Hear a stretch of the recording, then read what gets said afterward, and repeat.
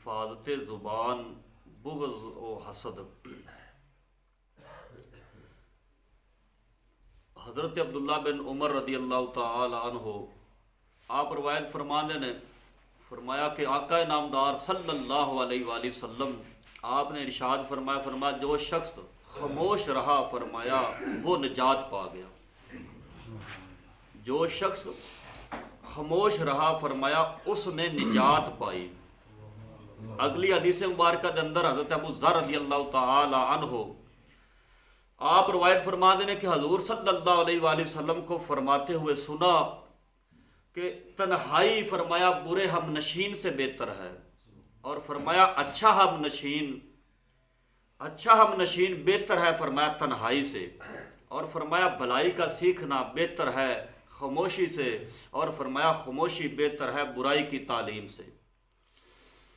حضرت ابن مسعود رضی اللہ تعالی عنہ آپ نے روایت فرمائی آقا نامدار صلی اللہ علیہ وآلہ وسلم آپ نے ارشاد فرمایا کہ مسلمان کو گالی دینا فرمایا فسق و گناہ ہے، مسلمان کو گالی دینا فسق و گناہ ہے۔ حضرت انس رضی اللہ تعالی عنہ آپ روایت فرما دیں فرمایا آقا نامدار صلی اللہ علیہ وآلہ وسلم آپ دا فرمانے علی شان ہے، حضور نے فرمایا کہ جب کسی فاسق کی تعریف کی جاتی ہے تو فرمایا اللہ تعالیٰ جل شانہ غضب فرماتا ہے، اور فرمایا کہ فاسق کی تعریف سے فرمایا عرش الہی کانپ جاتا ہے۔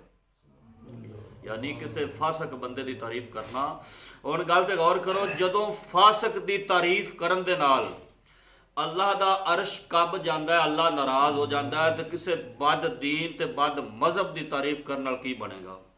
یعنی کس قدر اللہ دا عرش کمبدا ہوئے گا جدوں بندہ بد مذہب دی تعریف کرے گا۔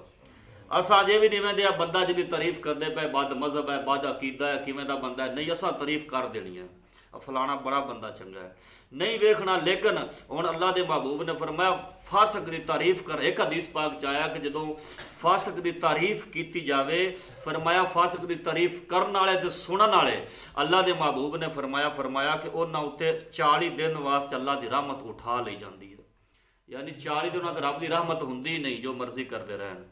حضرت ابو ہریرہ رضی اللہ تعالی عنہ آپ روایت فرماتے ہیں آقا نامدار صلی اللہ علیہ وآلہ وسلم نے فرمایا کہ بندوں کے اعمال ہر ہفتے میں 2 مرتبہ پیش کیے جاتے ہیں۔